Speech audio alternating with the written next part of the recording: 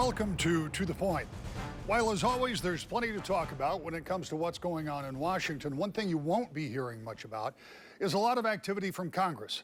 The reason, of course, is the annual August break that sees members head to their home districts to connect with constituents, hold town halls, and in general be out of D.C. for a while. That gives us a chance to talk with elected members about where their proposals and priorities stand in the legislative process and where they stand on important issues. We begin our series of conversations with freshman Democratic U.S. Representative Hillary Scholten from Grand Rapids. We've got a lot of ground to cover because it's been a while since we've talked, but let's start with your quick impression. It seems like you have been in Washington for a long time. A lot has happened, but in reality, we're about 7 months in to your term. What has your reality been, perhaps, versus your expectation of being a member of the House? Yeah, 7 months feels like going on 7 years with the pace of things. I came into Congress certainly expecting some of the chaos that we see on national TV. And I will say that is there. We have seen, a historic speaker vote, which took 16 votes to eventually get to a Speaker of the House over the course of several days. We have seen major gridlock in Washington, but I've also seen a bipartisanship, a camaraderie that doesn't always get covered in the national media. Where I sit on the House Transportation and Infrastructure Committee, for example, we recently passed the FAA reauthorization out of our committee unanimously, 63-0. That bill sailed through the House floor with overwhelming support as well.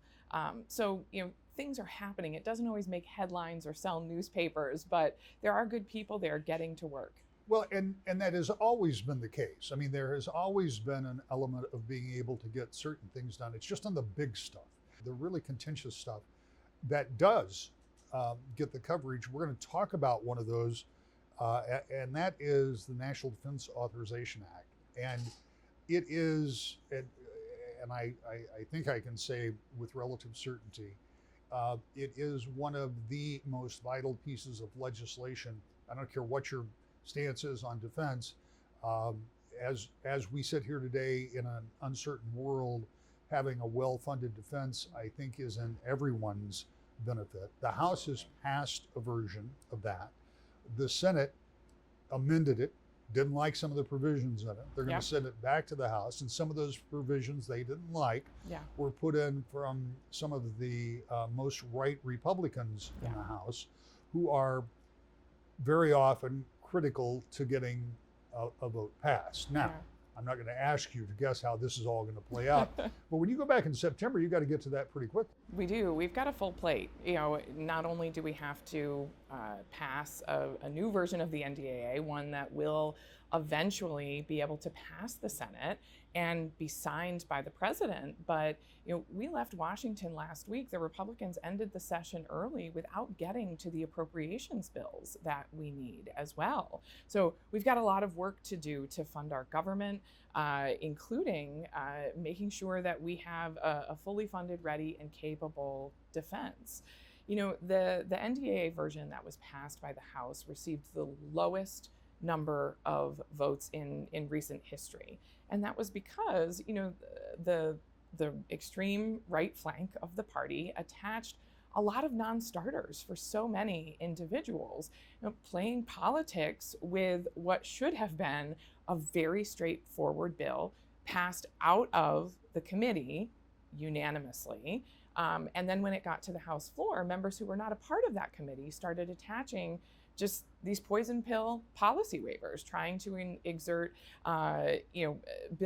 attachments that would attack DEI initiatives in the military, that would roll back protections, healthcare protections for women service members, things that I agree we should talk about as a Congress, where we should figure those out, but don't attach them to a bill that the committee did not see fit to attach these policy riders to. And again, that will not pass in the Senate, and the president will not sign. We're just wasting time. Is it your belief that when this comes back to the House, that there will be the ability to get something, a cleaner bill on the floor that can ultimately, I mean, the first test is passing the House, and then it's got to get through the Senate? Yeah, we don't have another option, and it's going to be up to the Republican leadership in the House to see what they want to do with it. But the Senate has made clear, the president has made clear that they're not going to pass or sign an NDAA that has those toxic policy riders in them. The Republican standpoint is, look, the only way to get part of our prerogative is to attach it to spending bills. I mean, that's what their game plan has been. And in this case, this is a dangerous place to come to a stalemate.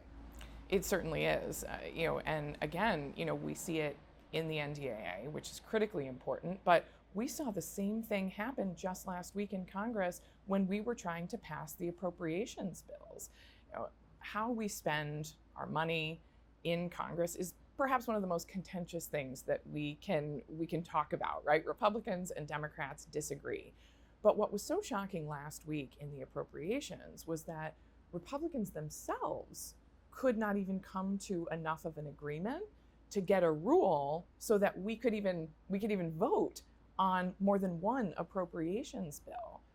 Senate Republicans, including Republican senators from West Virginia, were saying, knock it off, you guys, in the House. Time is ticking. We have to get this done. So, yes, absolutely. The NDAA is critical. We need to fund our military, but we also have to fund critical social service programs across the country as well. I have never received more outreach from constituents than I did last week when, individuals here who provide critical job training programs, mental health services were like, what are we going to do? These bills cut our critical funding. What is your deadline? When does this all have to be wrapped up? The deadlines in Congress seem to be They're never ending, fluid, right? Yeah. right? But, we need to have a budget by October, or we're looking to go to a continuing resolution. I hope that we can get an omnibus bill passed because, as we've discussed before, we have a lot of very important community-funded projects in the omnibus package that we want to deliver for West Michigan. Continuing resolutions, however, have become pretty much the norm over the past couple of decades. We'll see how that works out as you move back up in September. Let's talk about something that's very troubling here in your district, and it was a situation where child labor was being exploited. Mm-hmm. You were pretty quick to respond, and you've created a task force in the House to look at how to prevent child labor and that exploitation. Tell me about the task force and what you hope comes from that. Yeah. I think it's so critical for viewers to understand what we're talking about when we're talking about exploited child labor. We're not talking about young people, developing job skills, having a good work ethic. I started working when I was 12 years old, babysitting, worked my way through high school in a bakery. What we're talking about is keeping 6-year-olds out of slaughterhouse floors. Across the country, we have seen increasingly younger children working in more and more dangerous jobs. A pair of 10-year-olds, a pair of 10-year-olds were found working the fry machine at 2:00 in the morning at a McDonald's in Kentucky. I've got a 10-year-old at home, and that is no place for a child to be, let alone at 2:00 in the morning. So, our task force looks to find ways that we can stop children from working in these most dangerous conditions. You'll recall that I called on the White House to form an interagency task force right after these violations were found out between the Department of Labor and the Department of Health and Human Services. Overwhelmingly, the children who are working in these jobs are migrant children who are in the United States unaccompanied. The Department of Health and Human Services has a role to play in ensuring the protection of those children. The Department of Labor has a role to play in holding violators of our child labor laws accountable and enforcing the laws we have on the books. Our counterpart in the Congress, the Congressional Child Labor Prevention Task Force, will make sure that the executive branch is doing its job, will provide countervailing legislative measures to make sure we've got the laws on the books and that the agencies have the sufficient resources that they need to enforce the laws and protect children. I want to expand on that when we come back in a little bit, because this really goes down to the larger issue of immigration to some degree, something that you worked at the Justice Department and you're working on now. We'll get to that. But one more thing before we move on to that. You sat on the Transportation Committee and you talked about getting the FAA reauthorization, but there's also been a lot of activity at the Gerald R. Ford International Airport with a lot of federal dollars that you've also been involved in. Talk about that. Yeah, absolutely. Since day one, we have been advocating to make sure that our airport has the resources it needs to continue to expand. Anybody in West Michigan knows one of the biggest impediments to expansion right now is our airport tower. It needs to be updated, it needs to be relocated. It's owned by the FAA and they need to replace it. But we have been facing incredible gridlock in getting it replaced.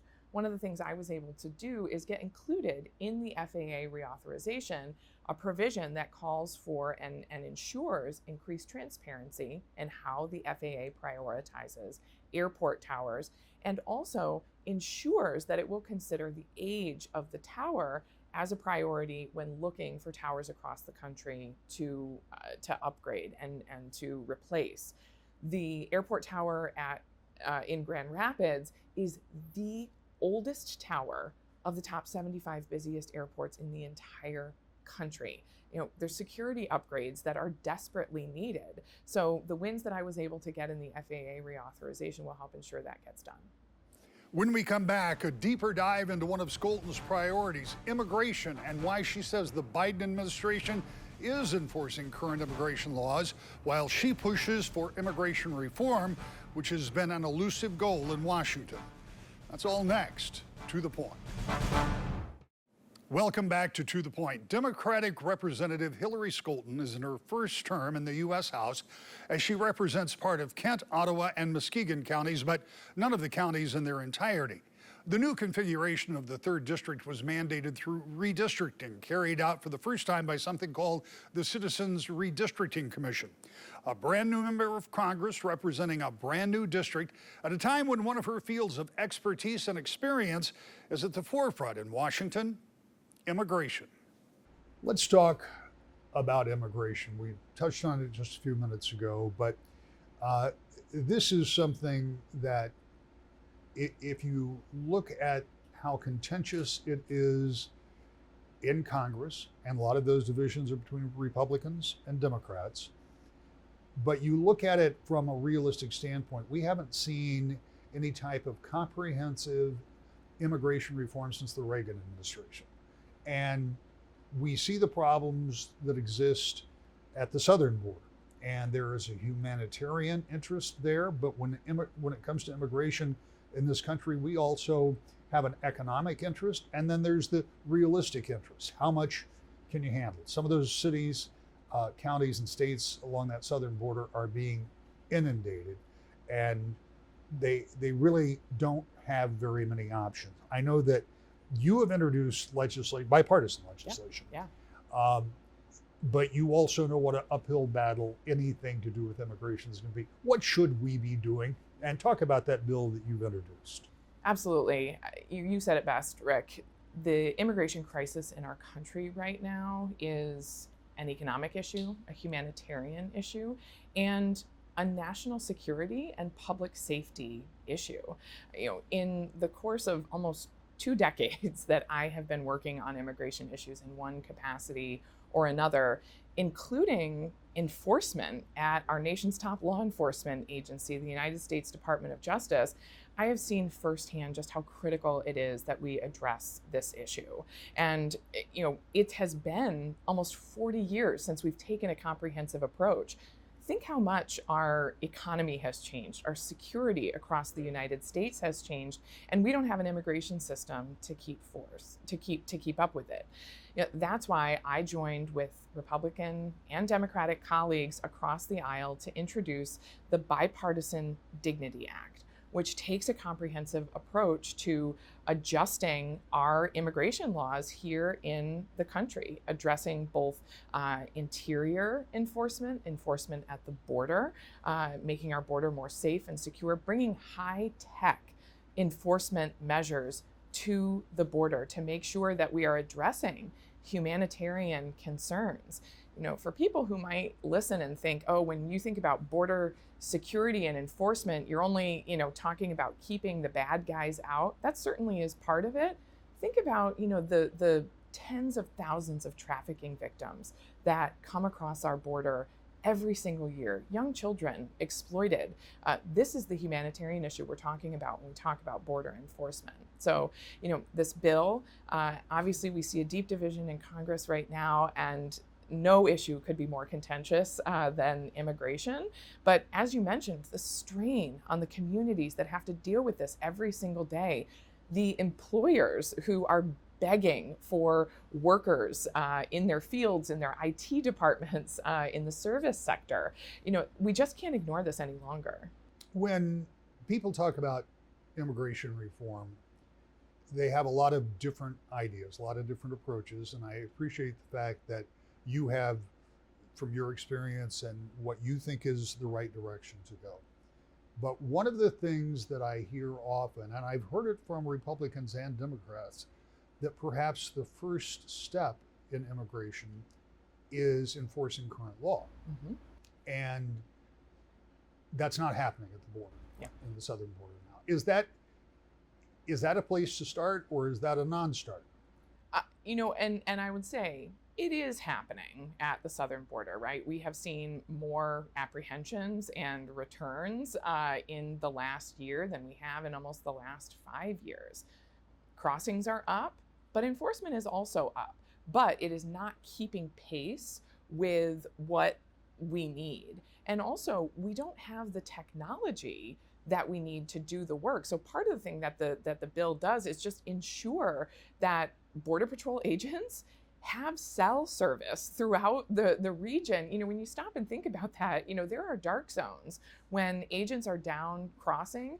If you encounter a dangerous individual at the border and you don't have the cell service to call for backup, you're going to be less likely to go to that region alone or without the sufficient resources. So, instead of taking a reactionary, never going to happen approach like build the wall, this bill really looks at common sense solutions that will actually give border agents the tools that they need to do the job that they already know how to do, as well as providing for additional resources, literal boots on the ground, making sure that we have cell range, broadband, internet down in those regions, and including surveillance and drone technology to survey the southern border. Yeah, and some of these areas that we're talking about are very remote, obviously, remote, because that would be the most attractive place that you think there are going to be fewer people there, right? Right. So you try to cross in some of those areas. Let's talk a little bit about that, about the economic part of this, because as you point out, there are people in almost every sector that are looking for workers. And I think we have to be fair and honest that not all those who are migrating come equipped with some of the skills that we might need, but many do. And the question is then, in your immigration bill or in immigration totally, do we need to set numbers, limits? I mean, we can't just have completely open doors, can we? Right. No, I think you absolutely need to have a certain number allocated to a certain visa category, right? And so we need comprehensive assessments when it comes to, okay, how many visas realistically are we going to need to have the workers to fulfill the agricultural jobs that we need, the tech jobs that we need, the healthcare jobs that we need across so many sectors. We do not have the number of visas to match the number of workers that are needed. And we don't have the number of domestic workers to do those jobs either. Healthcare is particularly impacted right now. And so that's another thing that the bill does, is look visa category by visa category and make sure that we have an appropriate number of allocation. But, the answer is not just, an unlimited number throughout an unlimited period of time, but really looking at the scope to make sure we can do proper vetting and processing, because timeliness is another thing, right? Government bureaucracy, which hamstrings workers from getting the visa that they need in the time that they need it, so that individuals are not waiting 6 months for a job that they needed 2 weeks ago. Final question, and I know this is hard to gauge, but you've got a bipartisan bill. You know what Congress looks like. You know what the attitude in Washington is, and you know what the division is. And, by the way, we're already on the eve of an election, even though you seemingly just got done with one. Give me your best guess. Is this something that gets traction, or is this something that just starts the conversation? I can't possibly predict what will happen. If I have learned one thing in my first 7 months in Congress, I can't possibly predict what will happen. But what I do know is that this is the first time we have had a strong bipartisan immigration reform bill, and individuals are excited about it. They're taking note, and they recognize the deep need. The individuals, the 6 original co-sponsors on this bill are, 2 individuals, myself included, who have years, decades of experience working in immigration law, and individuals who come from immigrant families and border communities, including Maria Salazar, the Republican lead from Florida. This is a bill that has been generated from years of lived experience and professional legal work experience. Republicans and Democrats in Congress do cooperate on some issues, as Representative Scholten said, but on many of the most high-profile issues like immigration, there are oftentimes deep divides. That has kept any meaningful immigration reform from happening for decades. Now, with such a narrow majority for Republicans, finding consensus on such a contentious issue as we head into another election year would appear to be a heavy lift. But it's something we'll keep watching each week. To the point.